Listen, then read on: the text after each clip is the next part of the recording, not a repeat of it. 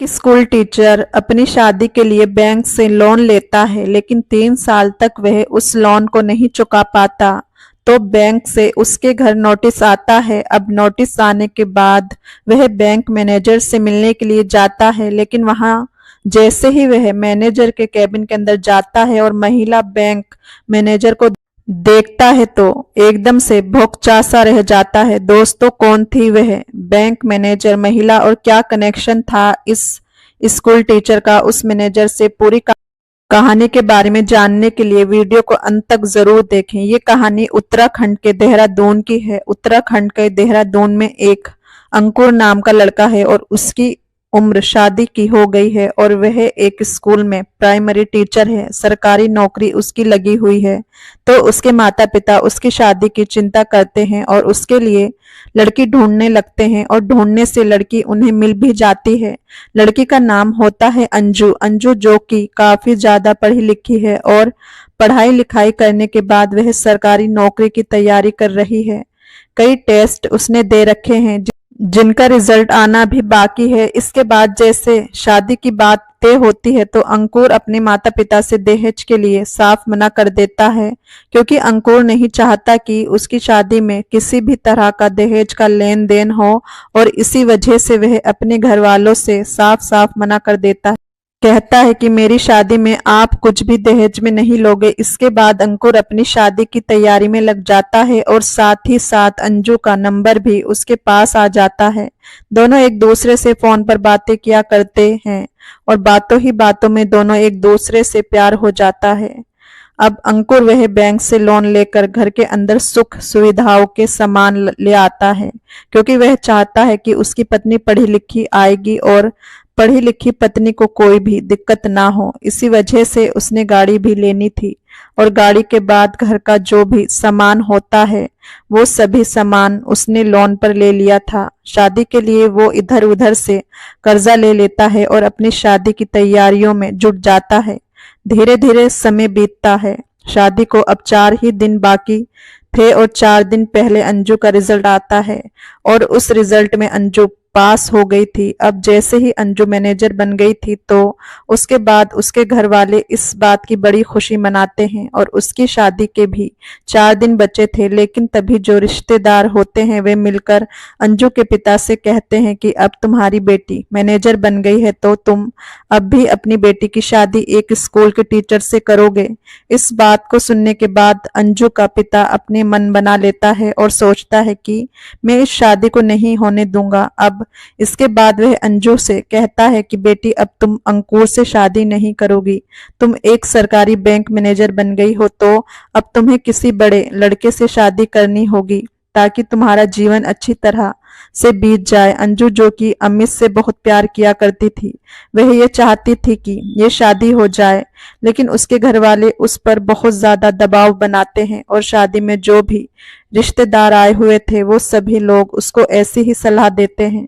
इधर अंकुर को भी पता था कि अंजू का रिजल्ट आने वाला है और जैसे ही अंजू का रिजल्ट आता है तो अमित को भी पता चल जाता है कि अंजू का रिजल्ट क्लियर हो गया है और उसके बाद अब वो बैंक की मैनेजर बन गई है। अब उसके बाद अंकुर को बड़ी खुशी होती है और वह अंजू को बधाई देने के लिए फोन करने लगता है। अब पहले जब 2-3 बार अंकुर फोन करता है तो अंजू उसका फोन नहीं उठा पाती, क्योंकि उसके ऊपर घर वालों का प्रेशर था और साथ में उसके घर वाले उसके चारों तरफ बैठे हुए थे। अब 2-3 बार अंकुर जैसे ही फोन करता है और अंजू फोन नहीं उठाती तो वह सोचता है कि शायद उसके घर वाले और उसके रिश्तेदार उसको बधाई दे रहे होंगे और इसी वजह से वो मेरा फोन नहीं उठा पा रही है। कुछ देर बाद फिर से ट्राई करता है और इस बार अंजू उसका फोन उठा लेती है और जैसे ही अंजू उसका फोन उठाती है तो एकदम से अपने पापा को फोन दे देती है। कहती है कि अंकुर, ये लो, पापा से बात करो। उसके बाद अंजू के पिता उस फोन को लेते हैं और कहते हैं कि बेटा, आपको पता ही होगा अंजू बैंक मैनेजर बन चुकी है। अब इस बात को सुनने के बाद अंकुर को इस बात की बहुत ही खुशी थी। वह एक्साइटमेंट में कह देता है कि हाँ पापा जी, मुझे पता है कि अंजू अब बैंक मैनेजर बन चुकी है। तो उसके बाद उसके पिता कहते हैं कि बेटा देखो, अब ये अंजू बैंक मैनेजर बन गई है तो हम अभी इसकी शादी नहीं कर सकते। अब इसके बाद अंकुर के पैरों तले से जमीन खिसक जाती है, क्योंकि 4 दिन दिन उसकी शादी के बचे थे उसने मैरिज हॉल भी बुक कर दिया था और शादी के कार्ड भी चले गए थे और उसके घर पर रिश्तेदार भी आ गए थे। उसके बाद वह अंजू के पिता से कहता है कि पापा जी क्या बात हो गई है, आप इस तरह से कह रहे हो। तो वो कहते हैं कि बेटा देखो, अब अंजू बैंक मैनेजर बन गई है तो इसके बाद इसकी ज्वाइनिंग में, इसकी ट्रेनिंग में काफी टाइम लगेगा और इतने दिनों अगर हम शादी ना करें तो ही अच्छा है और इन सभी चीजों में 2 साल तो लग जाएंगे और हम सोच रहे हैं कि क्यों ना अपनी बेटी की शादी 2 साल बाद ही करें। अब इसके बाद अंकुर उनसे कहता है कि कोई बात नहीं पापा जी, अगर आप 2 साल बाद शादी करना चाहते हैं तो 2 साल बाद कर देना, मुझे इससे कोई परेशानी नहीं है। लेकिन अंजू के पिता अंकुर से कह देते हैं कि 2 साल का टाइम बहुत लंबा होता है और इस बीच हम तुमसे जुबान नहीं कर सकते, इसके बीच में कुछ भी हो सकता है और हम तुम्हारे साथ अपनी बेटी की शादी नहीं करवाना चाहते। अब इस बात को सुनकर अंकुर बहुत ज्यादा परेशान हो जाता है। वह कहता है कि पापा जी ऐसा मत करो, चारों तरफ हमारी बदनामी हो जाएगी और सभी रिश्तेदार भी घर पर आ चुके हैं। लेकिन अंजू के पिता उससे मना कर देते हैं, कहते हैं कि बेटा अब ये शादी नहीं हो पाएगी। ऐसा कहकर वो फोन काट देते हैं। इसके बाद अंकुर अपने घर वालों को इस बात को बताता है, कहता है कि अंजू बैंक मैनेजर बन गई है और अब उसके पिता शादी करने से मना कर रहे हैं। अब घर वाले जैसे ही इस बात को सुनते हैं तो उन्हें बहुत ज्यादा गुस्सा आता है और वह अंकुर से कहते हैं कि अंकुर अगर यही चीज हम उनके साथ कर देते तो वह हमारे खिलाफ रिपोर्ट दर्ज करा देते, तो तुम भी थाने चलो और इनके खिलाफ रिपोर्ट दर्ज कराओ और इन्हें जेल की हवा खिलाएंगे। लेकिन दोस्तों जो अंकुर था वह अंजू से प्यार किया करता था, वह नहीं चाहता था कि उसकी जिंदगी में किसी भी तरह की कोई प्रॉब्लम आए, तो वह अपने घर वालों से मना कर देता है, कहता है कि नहीं हम लोग ऐसा नहीं करेंगे, अगर हम लोग पुलिस में भी जाएंगे तो वह भी इसमें क्या कर सकते हैं, उनकी मर्जी है वो अपनी बेटी की शादी करें या ना करें। ऐसा कहकर घर वाले भी चुप हो जाते हैं और अंकुर अपने घर के अंदर ऐसे ही रहने लगता है। अंकुर ने लोन पर गाड़ी ले रखी थी और लोन पर ही घर के अंदर सुख सुविधाओं के सामान ले रखे थे, तो धीरे धीरे करके अंकुर उस लोन को भरने लगता है, गाड़ी की किस्त जाया करती है और कुछ पैसे उसने इधर उधर से ले रखे थे क्योंकि जो मैरिज हॉल बुक हुआ था, जो भी उसमें पैसा लगा था वो सारा पैसा ऐसे ही वेस्ट हो गया था। मैरिज हॉल वालों ने पैसे लिए थे और जो सामान उसका आ गया था उस सामान को वह यूज करता, धीरे धीरे समय बीतता है और समय के साथ साथ इस बात को 2 साल बीत जाते हैं। और 2 साल तक अंकुर अंजू का वेट करता है कि अंजू अपनी तरफ से फोन करेगी और मुझे कहेगी कि मुझे माफ कर दो, मैं तुमसे शादी करना चाहती हूँ। क्योंकि दोस्तों जब वो फोन पर बात किया करते थे तो दोनों को एक दूसरे से सच्चा वाला प्यार हो गया था। लेकिन अब अंजू उसके पास फोन नहीं करती। 2 साल बाद अचानक से उसे पता चलता है कि अंजू की शादी एक बहुत बड़े घर में हो गई है और वह शादी करने के बाद अपनी ससुराल पहुंच गई है। अब इसके बाद अंकुर की उम्मीद टूट जाती है और वह घर पर ही ऐसे ही रहने लगता है, उसका कहीं भी मन नहीं लगा करता। वह बच्चों को पढ़ाने के लिए जाया करता और अपने लोन की किश्तें भर रहा था। अब इस चीज को देखकर उसके पिता भी बीमार रहने लगते हैं बेटे की ऐसी हालत देखकर, क्योंकि कई बार अंकुर के पिता ने अंकुर से कहा था कि बेटा तुम शादी कर लो, लेकिन उसने मना कर दिया था, कह दिया था कि पिताजी अभी हमारे पास इतने पैसे नहीं है, जो मैंने कर्ज ले रखा है पहले उसको चुकाऊंगा और उसके बाद मैं दूसरी शादी करूंगा।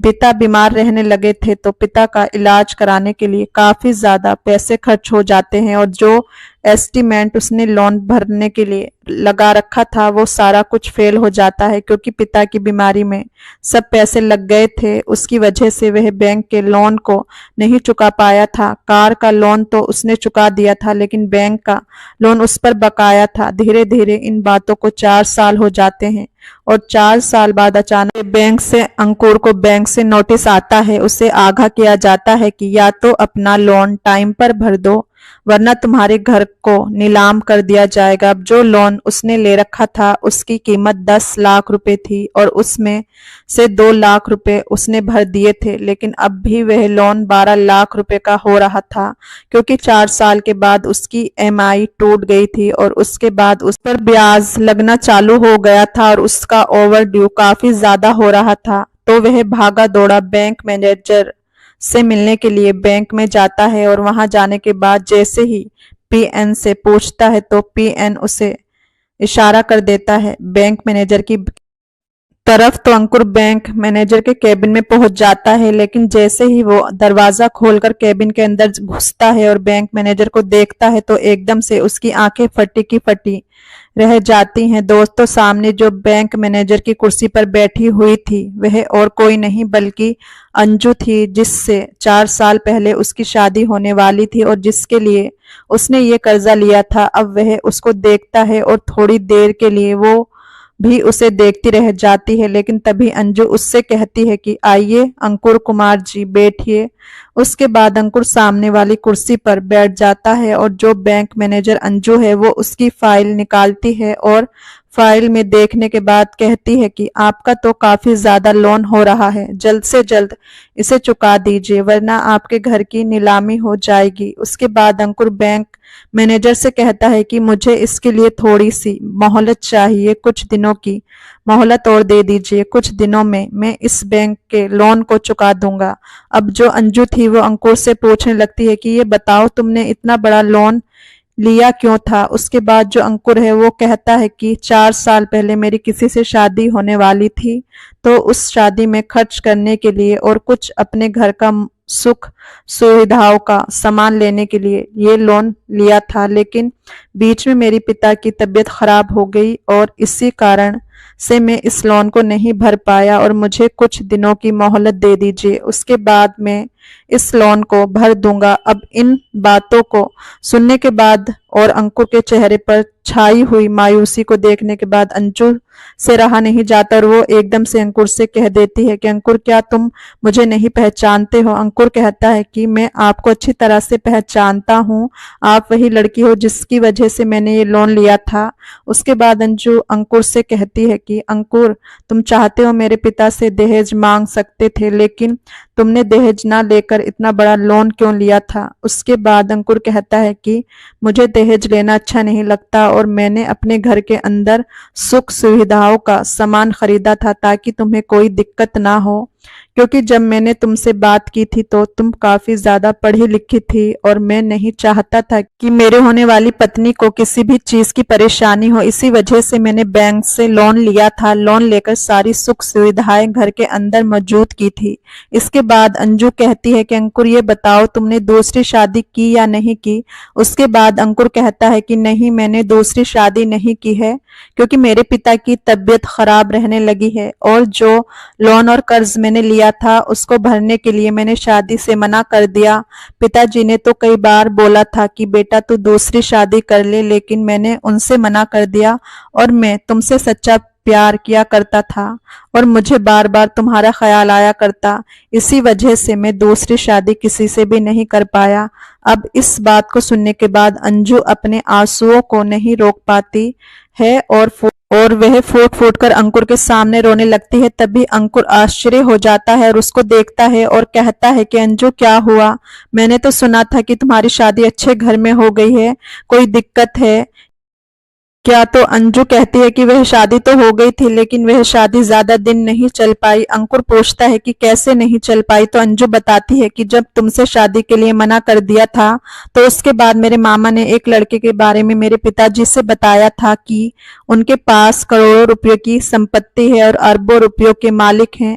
उसके बाद उस लड़के से मेरी शादी तय कर दी जाती है और जिस तरह तुमने लोन लिया था उसी तरह मेरे पिताजी ने भी 30 लाख रुपए का लोन लिया था मुझे दहेज में सामान देने के लिए और उसके बाद मेरी उससे शादी करवा दी थी। लेकिन शादी के बाद पता चलता है कि जिस लड़के से मेरी शादी हुई है उन लोगों ने बहुत सारा कर्जा ले रखा है। जो कुछ भी शानो शौकत उनकी दिखाई दे रही थी, वो सारी सब कुछ झूठी है और उन लोगों ने हमारे साथ धोखा किया था। इसके बाद मैं 2-3 महीने के बाद ही वहां से आ जाती हूँ और मैं उसको तलाक दे देती हूँ। अब तलाक होने के बाद हम भी तुम्हारी तरह उसी लोन को चुकाने की कोशिश कर रहे हैं जैसे तुम इस लोन को चुकाने की कोशिश कर रहे हो। ऐसा कहते हुए अंजू की आंखों से आंसू निकल रहे थे और बाहर बैंक मैनेजर से मिलने के लिए एक लंबी लाइन लगी हुई थी। अंजू अंकुर से कहती है कि अंकुर, क्या तुम मुझे शनिवार को मिल सकते हो इसी बैंक पर? तो अंकुर कहता है कि हाँ हाँ, क्यों नहीं, मिल सकता हूँ, मैं बिल्कुल मिलने के लिए आ जाऊंगा। उसके बाद अंजू उससे जाने के लिए कह देती है और अपने काम काज को वहीं पे संभालने लगती है। धीरे धीरे शनिवार का दिन भी आ जाता है। शनिवार के दिन अंजू बैंक के गेट पर खड़ी होकर अंकुर के आने का वेट कर रही थी। तभी अंकुर आता है। वह देखता है कि बैंक तो बंद है और अंजू उसके सामने खड़ी हुई है। तो वहां पर वह अंजू के पास आकर कहता है कि अंजू, ये बैंक तो बंद है और तुमने आज मुझे मिलने के लिए क्यों बुलाया है? उसके बाद अंजू कहती है कि मुझे तुमसे बात करनी थी और इसलिए मैंने तुम्हें यहाँ पर बुलाया है। उसके बाद अंजू और अंकुर पास ही के एक पार्क में जाते हैं। वहां पर जाकर पार्क में बनी हुई एक चेयर पर बैठते हैं और दोनों एक दूसरे से फिर से बातें करने लगते हैं। वह पहले की बात को याद कर करके कभी कभी हंसने लगते हैं और कभी कभी मायूस हो जाते हैं। थोड़ी देर बात करने के बाद अंजू अंकुर से कहती है कि अंकुर, तुमने उस दिन के बाद मुझे फोन क्यों नहीं किया? तो अंकुर कहता है कि मैंने तो तुम्हारी वजह से फोन नहीं किया, मैं सोच रहा था कि तुम ही फोन करोगी और फोन करने के बाद अपने प्यार का इजहार दोबारा से मुझसे कर दोगी। अब इसके बाद अंजू अंकुर से कहती है कि अंकुर, क्या ऐसा नहीं हो सकता हम दोबारा से शादी कर लें? इस बात को सुनने के बाद मानो अंकुर इसी बात का वेट कर रहा था, वो एकदम से कहता है कि हाँ हाँ अंजू, ऐसा बिल्कुल हो सकता है अगर तुम चाहो तो। इसके बाद अंजू भी एकदम से इस बात को सुनकर अंकुर के गले लिपट जाती है और कहती है कि अंकुर, मुझे माफ कर दो, जो भी हुआ कुछ हुआ था उसमें मेरे घर वालों का कसूर था, मेरा इसमें कोई कसूर नहीं है। अंकुर भी इस बात को समझता है और अंजू को माफ कर देता है और दोनों दोबारा से फिर से शादी कर लेते हैं। दोबारा से शादी करने के बाद वह अपनी गृहस्थी बसाते हैं और धीरे धीरे उनका समय इसी तरह से बीतता रहता है। अंजू जो बैंक की मैनेजर थी उसने कह दिया था कि आराम से तुम अपने लोन को चुका सकते हो, जब तक मैं यहाँ पर मैनेजर हूँ तुम्हें कोई भी नोटिस नहीं आएगा और कोई भी दिक्कत तुम्हें नहीं होने वाली। वो दोनों अब एक दूसरे के साथ बड़े ही खुश हैं और खुशियों के साथ अपने जीवन को बिता रहे हैं। तो दोस्तों, ये थी कहानी अंजू और अंकुर की, जिसने 4 दिन पहले शादी के लिए मना कर दिया था, लेकिन 4 साल बाद दोबारा से दोनों की शादी हो गई। आप क्या कहना चाहते हो अंजू के बारे में? आप क्या कहना चाहते हो अंकुर के बारे में? आपकी जो भी राय कमेंट सेक्शन में लिख सकते हो, लोगों के साथ शेयर कर सकते हो। दोस्तों, अगर वीडियो अच्छा लगा हो तो वीडियो को लाइक और चैनल को सब्सक्राइब जरूर करें। और इन कहानियों को सुनाने का उद्देश्य किसी को परेशान करना बिल्कुल भी नहीं है। ये कहानी आपको इसलिए सुनाई जाती है ताकि आप लोग इन कहानियों में से कुछ ना कुछ सीख सको और अपने जीवन में उस चीज को अप्लाई कर सको। मिलते हैं किसी नेक्स्ट वीडियो में।